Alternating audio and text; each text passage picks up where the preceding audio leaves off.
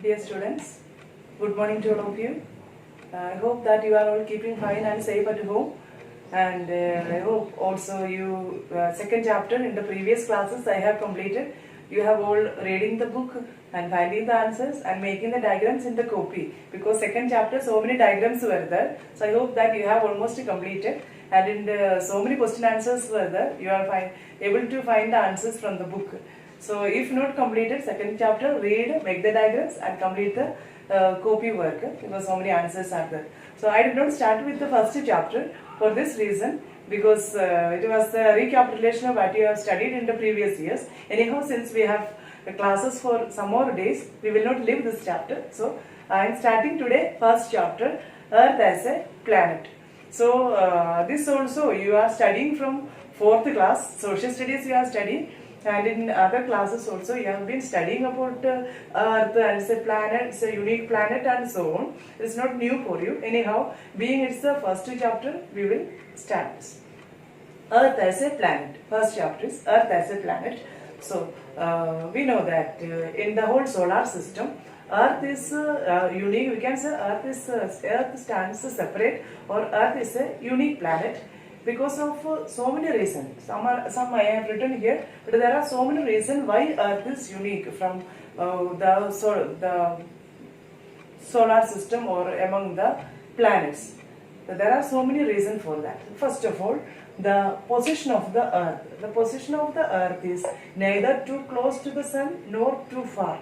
So the temperature that is found on the Earth is apt to support life. That is the first reason why Earth is there is life and on this planet and why it is why we call it as a unique planet position now. Because if Earth would be a slightly forward or backward, there is life is not possible. In both cases, either it is too cold or it is too hot. In both cases, life is not possible.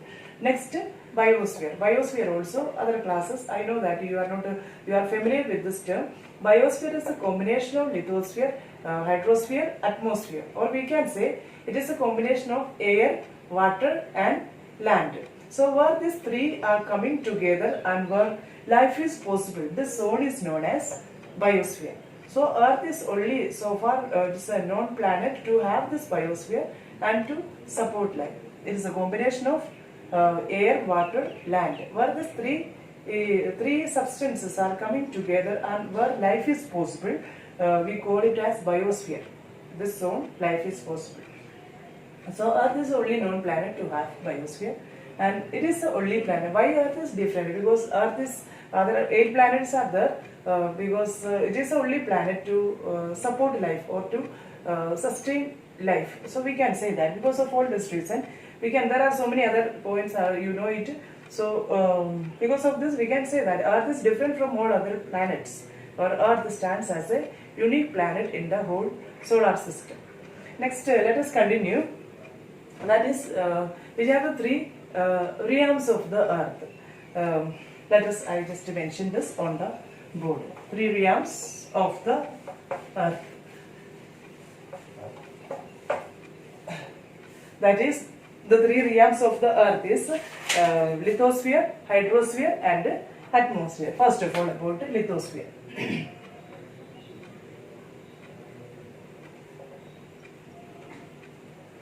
Let us see what is this lithosphere. Lithosphere is a landforms. As you know, it is a landforms, and this is, we can say, it is a solid crust of the Earth.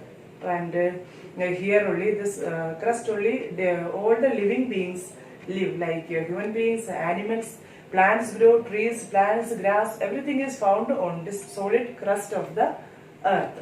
And lithosphere is, we know on the surface of the Earth, land areas less, land areas only 29% and remaining is of water bodies. And this crust, solid crust, it is composed of different types of rocks like igneous rocks, sedimentary rocks and metamorphic rocks. So lithosphere is a solid crust. Solid crust of the Earth. And next one is hydrosphere.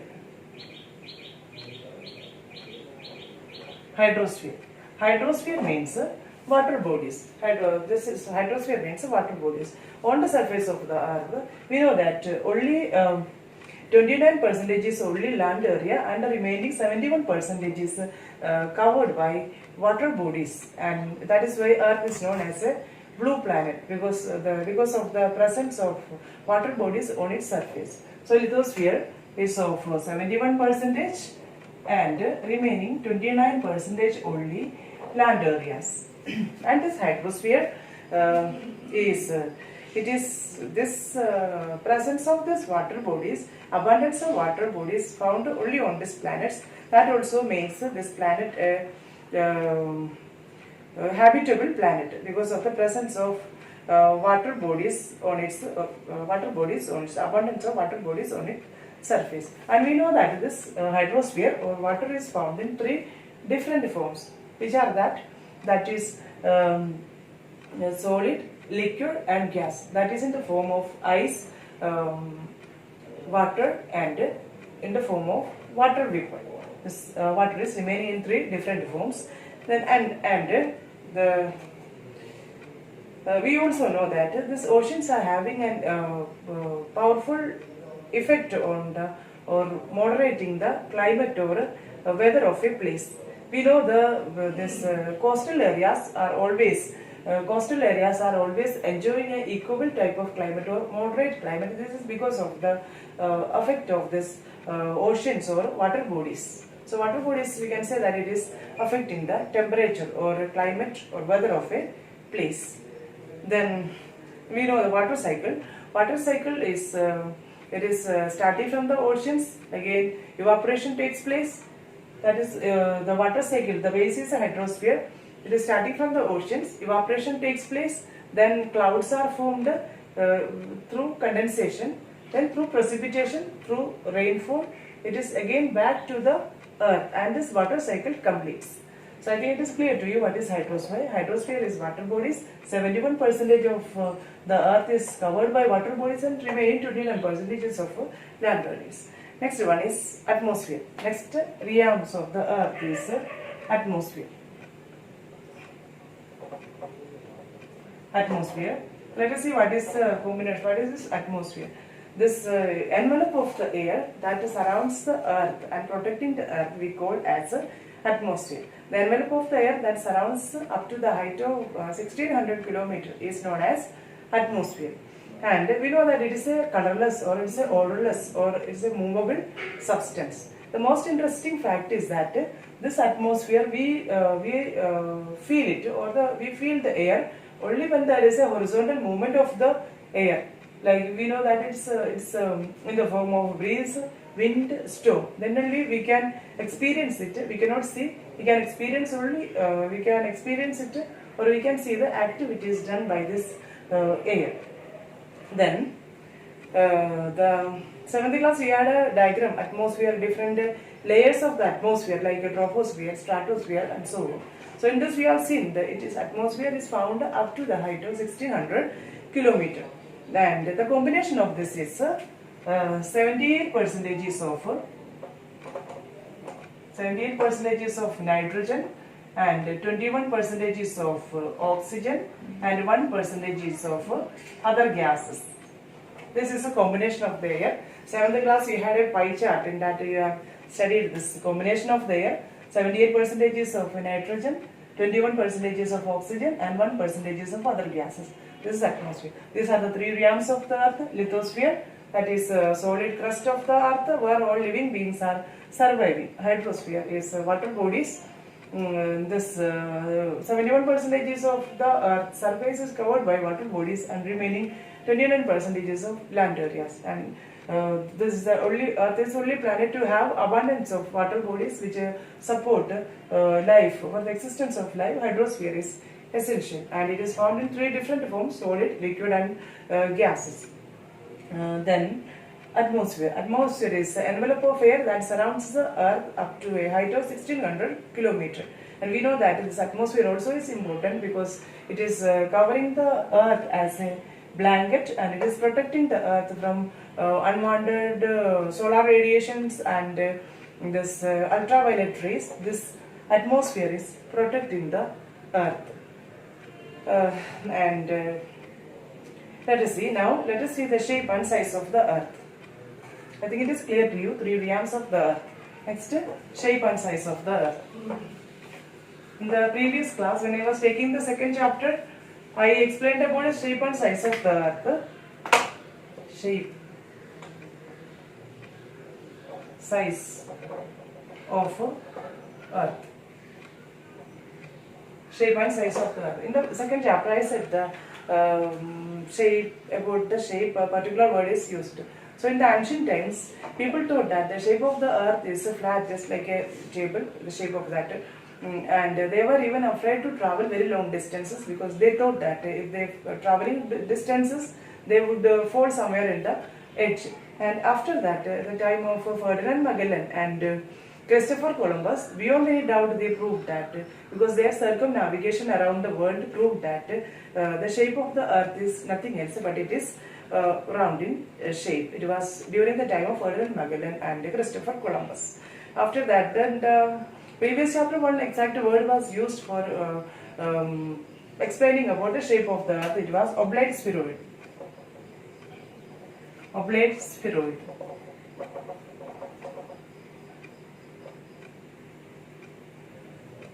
Or it is known as geoid. So in the previous chapter, I told you the exact shape of the Earth is known as oblate spheroid. That means it is not a perfect sphere. Its polar regions are slightly flattened and equatorial regions are bulgy. That is the exact shape of the Earth, which is known as geoid. Geoid or oblate spheroid. That means if you are making a perfect circle and the shape of the Earth, you will understand how much from the real circle the shape of the Earth is deviating. So its shape is known as geoid. And let us see what are the proofs. And we cannot just state that the shape of the Earth is round. There should be some arguments or some proofs. So let us see which are the proofs to show the shape of the Earth is round. What are the proofs given by the scientists to prove that the shape of the Earth is round? Proofs given by the scientist. Let us first of all, the scientists and geographers say that beyond any doubt, by giving different arguments, they say that the shape of the Earth is nothing else but spherical. The first argument what they give is all the celestial bodies are circular in shape. All celestial bodies. All the celestial bodies are circular in shape, because in the solar system you see that and all the heavenly bodies like sun, moon, stars, all other planets are circular in shape. So there is no question like Earth is having some other shape. So since all the celestial bodies are spherical in shape, Earth also is spherical. Then next one is the circumnavigation done by different navigators and geographers. They say that circumnavigation. Second one, navigation I am writing. Navigation by the scientists or geographers. They said that they started from one direction and after a long voyage around the world, they reached back in the same direction. So they say that if the shape of the Earth would be a flat, they would have reached in some other direction. But they have reached in the same direction back. This shows that the shape of the Earth is nothing else but it is spherical. The first one is celestial bodies are spherical. Second one, all the celestial bodies all the circumnavigation done by different navigators. Next, line of visibility increases. Line of visibility.